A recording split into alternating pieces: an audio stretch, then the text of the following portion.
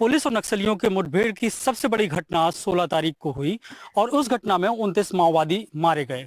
NDTV की team ground zero पे पहुंची हुई है। ये पूरा इलाका करीब 25 से 30 स्क्वायर किलोमीटर का है और कहा जा रहा है कि इस पूरे इलाके में अलग अलग जगह पे जो माओवादी थे उनको इनकाउंटर में मार गिराया गया है। किस तरीके से पूरा घटनाक्रम हुआ है, क्योंकि इस पूरे इलाके में 25 से 30 किलोमीटर का है, इसमें 15 से 20 किलोमीटर हम खुद पैदल चले और इसी इलाके में हम पहुंचे हुए हैं। तो किस तरीके से इन्फॉर्मेशन मिली हम समझने की कोशिश करते हैं नीरज से, जो हमारे स्थानीय संवाददाता हैं।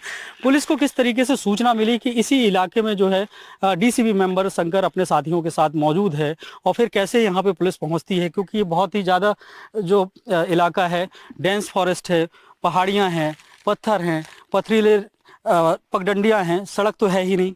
जी देखिए, ये जो इलाका है ये काफ़ी पथरीला इलाका है, जंगली इलाका है।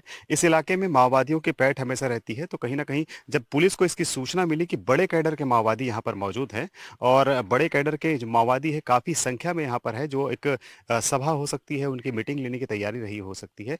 पुलिस को जब सूचना मिली तो लगभग वहाँ से जिला मुख्यालय से टीम तैयार की गई और टीम तैयार करने की जिसमें डीआरजी के जवान, बीएसएफ के जवान और बस्तर फाइटर के जो जवान थे वो जवान यहाँ पर पहुंचे और उनके साथ ये भीषण मुठभेड़ हुई। ये बताया जा रहा है कि ये जो पूरा इलाका है, एक चीज मुझे देखने में लगी, क्योंकि जिस तरीके से चप्पे चप्पे को हम लोगों ने छानने की कोशिश की तो जो सुरक्षा बलों के पास इनपुट इतना तगड़ा था कि उन्होंने मैन टू मैन फायरिंग जैसी स्थिति लगती, बहुत ज़्यादा फायरिंग, क्योंकि बहुत ज़्यादा जब फायरिंग होती है तो उसके गन शॉट्स नजर आते हैं। जी देखिए, गन शॉट्स हमें नजर नहीं आए हैं, लेकिन कुछ जगह पे हमें अवशेष जरूर मिले हैं जो इसके प्रमाण देते हैं कि यहाँ पर मुठभेड़ जरूर हुआ है। और मुठभेड़ की अगर बात करें तो मुठभेड़ 4 अलग अलग जगहों पर हुई है।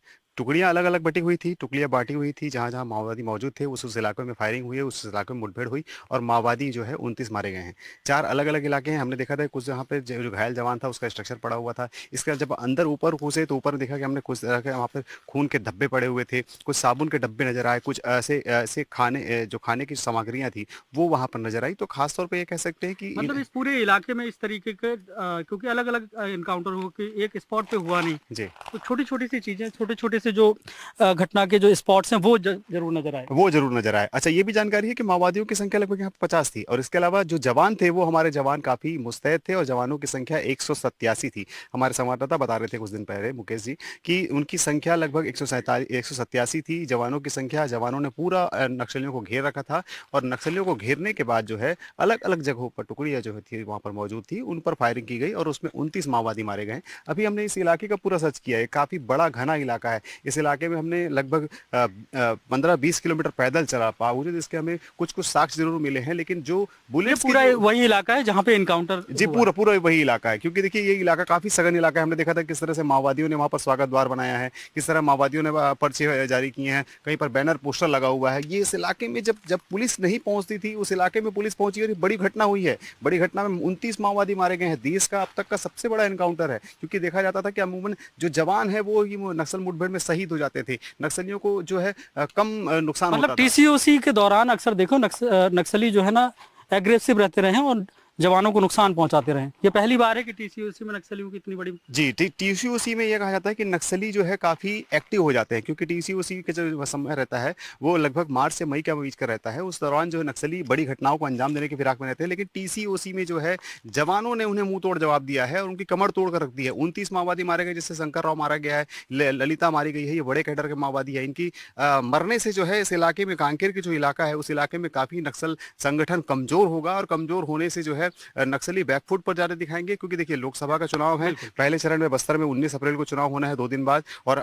26 अप्रैल को कांकेर में चुनाव होना है। कांकेर में जो चुनाव है इस इलाके में चुनाव कराना काफी कठिन होता था, लेकिन अब जब फोर्स के जवान अंदर घुस गए हैं, बड़ी कैडर के माओवादी मारे गए हैं, कुछ संख्या में माओवादी मारे गए हैं, तो इससे जो आम जनता है उनका मनोबल मजबूत होगा और वो वोट देने भी जाएंगे।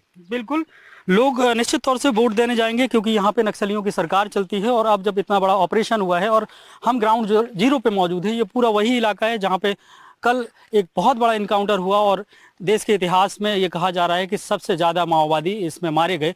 लेकिन सबसे बड़ी बात इसमें यह है कि 25 से 30 किलोमीटर स्क्वायर किलोमीटर का जो क्षेत्र है, अलग अलग जगहों पर ऐसा लगता है कि फायरिंग हुई है और उसके बाद मैन टू मैन जो फायरिंग हुई है उसके बाद इतना बड़ा नक्सलियों को नुकसान हुआ है। कैमरा पर्सन प्रवीण साहू के साथ जुल्फिकार अली, एनडीटीवी के लिए।